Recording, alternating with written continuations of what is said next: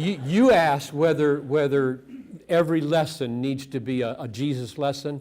Like if you're in the Old Testament with Elisha, does it always have to go to the cross? Or that was the gist of the question. And it's the same with preaching today. I just wrote a book on preaching, and I'm concerned about this because the Gospel Coalition is evidence of a renewal of gospel focus in the church. And a lot of pastors think you got to get to the gospel even if you're preaching on tithing or something. And oh man, it's awful to pack this into the last 2 minutes. But I would say the danger in making a beeline to the cross too quick and too methodically and regularly is, number one, it'll start to sound artificial. It'll start to sound monotonous. It'll start to be fanciful because you'll come up with really clever ways of doing it that aren't really there. And it'll keep you from seeing important things that are there. So give a quick illustration right off my front burner. So I'm reading through the Bible, and this morning I'm reading in 2 Kings chapter 4 and 5, the story of Elisha and the leper Naaman and Gehazi. And here's the gist of the story. So this little servant girl, great for kids, and she says, you should go to Israel and get the prophet Elisha to heal you from your leprosy, Naaman. And he goes to his king, and the king writes a letter to the king, and then sends Naaman. The king says, I'm not God that I can heal this leprosy, which gives you a clue what the story is about. And Elisha hears that, and he goes to the king and says, I'll show him there's a God in Israel. Now that's the point of the story. I'll show him there's a God in Israel. Tell him to come to me. He goes to him. Elisha won't even go out the door. He sends a messenger out to tell this big shot from Syria, go wash in the Jordan. See you later. This guy's ticked, and he will not go. Now, I think we ought to teach kids pride keeps you from getting blessings. I think that's in the text and intentional. Because his sidekicks argue, look, he's asking you just a little simple thing. Would you just humble yourself and do it?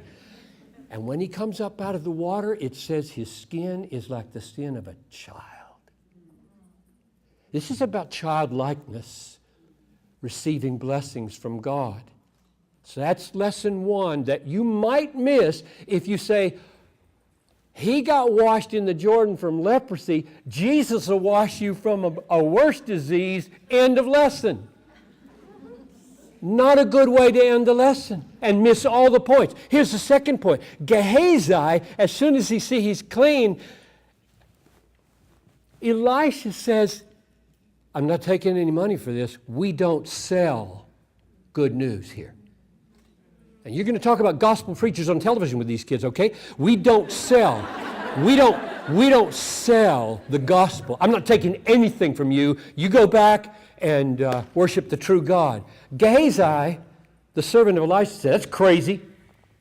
And he runs after him and says, my master said he did, by the way, want some clothing and some of your silver. He said, oh, sure, give it to him. And when he goes back, Elisha says to him, did you think this was a time for getting silver and clothing? And he had leprosy for the rest of his life. Greed and pride. This story is about greed and pride.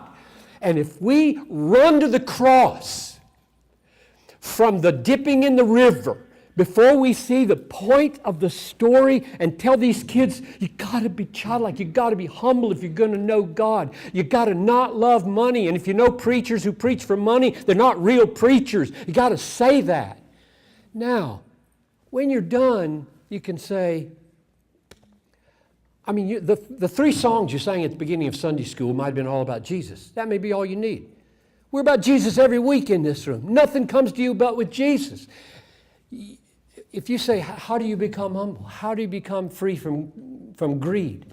Then you dig in. You dig into sanctification and the cross and the blood and the power of the Holy Spirit and the glory of the Father.